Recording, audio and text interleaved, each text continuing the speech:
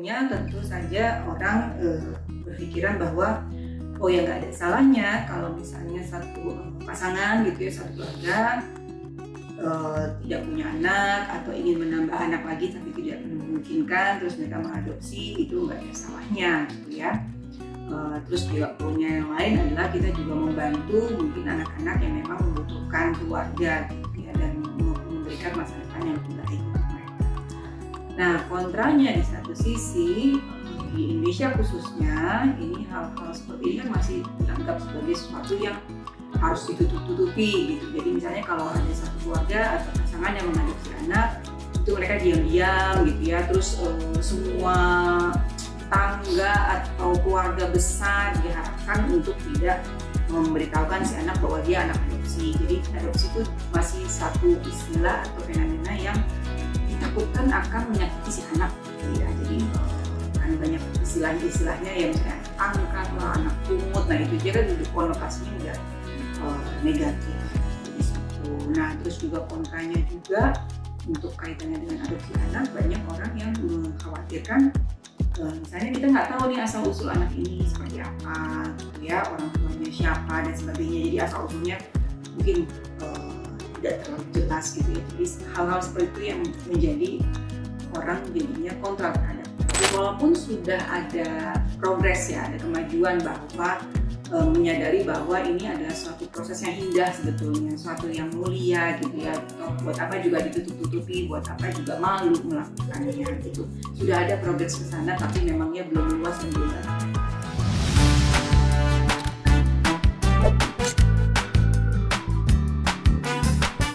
Oke, halo, saya Vera Ita-Biliana Hadiwijoyo, psikolog anak dan remaja.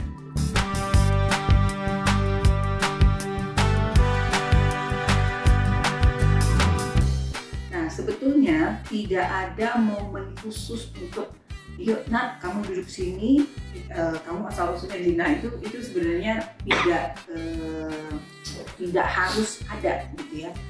Tapi anak tetap harus tahu asal usulnya seperti apa, statusnya apa gitu ya. Nah untuk tadi ya, untuk menghilangkan bahwa adopsi ini sesuatu yang ditutup-tutupi, kan kalau ditutup-tutupi kan artinya ini sesuatu yang memalukan kan gitu, padahal kita nggak mau hal itu terpatri dalam benak anak bahwa ini adalah sesuatu yang indah gitu ya. Kalau bahasanya kan anak adopsi itu adalah anak yang bukan terlahir dari rahim tapi terlahir dari hati gitu ya. Nah itu yang kita mau anak ini camkan gitu. Nah yang dilakukan adalah sebetulnya conditioning atau proses pembiasaan gitu, dari sejak anak ini datang ke rumah gitu ya, datang hadir dalam keluarga kita. Nah itu di conditioning tentang istilah adopsi gitu ya, terus bercerita tentang dia waktu itu asalnya dari mana, itu sudah mulai disisipkan gitu ya. Mungkin satu contoh konkret yang pernah dilakukan oleh teman saya gitu ya,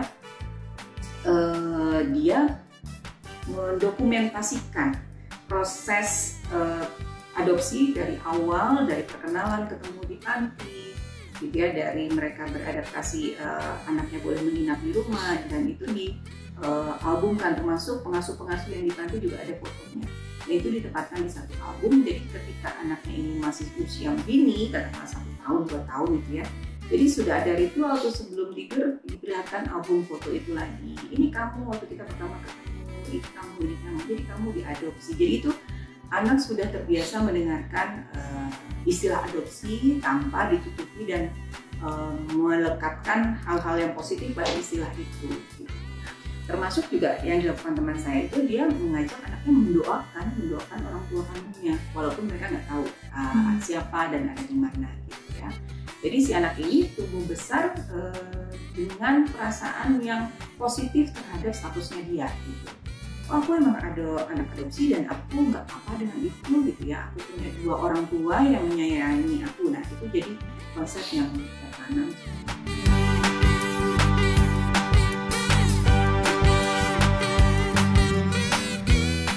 Dalam tahapan perkembangannya anak butuh tahu betul dia siapa gitu ya. Kalau misalnya ada hal-hal yang dia nggak jelas tahu gitu, atau orang tua yang selalu menghindari gitu ya untuk memberitahu, pasti akan muncul pertanyaan. Dan muncul pertanyaan itu bisa menimbulkan perasaan bahwa ada yang salah dengan aku, ada yang kurang dengan aku. Dan satu hal lagi yang mungkin tidak terjelaskan kalau kita tidak menjelaskan dengan baik adalah anak ini merasa, oh aku tidak dibutuhkan, aku tidak dicintai, itulah kenapa aku dibuang ya, dibuang dalam tanda kutip oleh orang tua kandungku. Nah itu yang kita harus hilangkan gitu ya dari benak anak, bahwa dia tetap dicintai, dia membawa satu kebahagiaan di keluarga angkatnya gitu ya. Nah itu yang harus ditanamkan gitu. Nah jadi resikonya kalau tidak diberitahu perasaan bahwa di batinnya si anak gitu ya, kalau kita juga tahu istilah ada luka batin, bahwa dia pernah ditolak gitu ya, mungkin sejak dalam kandungan waktu dia lahir gitu ya, itu akan menorehkan luka batin. Nah ini kalau tidak diuraikan, jadi si anak ini sama-sama diajak berdamai dengan hal itu gitu ya, menerima kondisinya, terus dengan dia melihat misalnya ya ada pemahaman bahwa oh ya orang tua kandungku mungkin ada alasan mengapa mereka menyerahkan aku ke orang lain gitu ya, dan mungkin alasan itu adalah untuk supaya aku punya masa depan yang lebih baik. Nah aku sekarang punya orang tua yang benar-benar sayang sama aku. Nah itu yang pemikiran itu yang ditanamkan, dan itu bisa terjadi kalau ya itu tadi ya jelas kepada anak tentang asal usulnya bagaimana.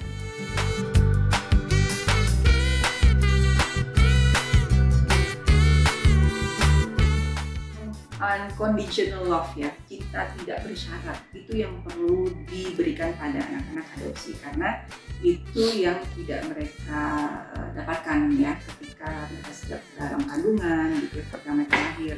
Jadi ya limpahkanlah dengan cinta kasih gitu ya, rasa sayang, buat mereka merasa bahwa kehadiran mereka itu bermakna, membawa kebahagiaan, karena itu yang dibutuhkan anak. Feeling love, feeling needed gitu ya, dan feeling appreciated. Nah itu yang harus dipastikan. Tapi nah ini saya seringkali ketemu orang tua adopsi yang kebablasan ya, jadinya memanjakan gitu ya, karena mungkin rasa kasihan dan sebagainya. Nah ini juga di satu sisi bisa berdampak negatif pada anak gitu. Yang dimaksudkan bukan itu ya, dengan melimpahkan kasih sayang, bukan memanjakan gitu. Jadi tetap pengasuhan berjalan sesuai koridornya, tapi untuk anak adopsi memangnya itu tadi ekstra untuk dia merasa dicintai, dibutuhkan gitu ya, dihargai kehadirannya. Jadi mungkin akan butuh afirmasi, oh ya kamu, untung ada kamu gitu, kamu senang deh kamu ada di sini ya, itu yang hal-hal seperti itu mereka butuh dengar.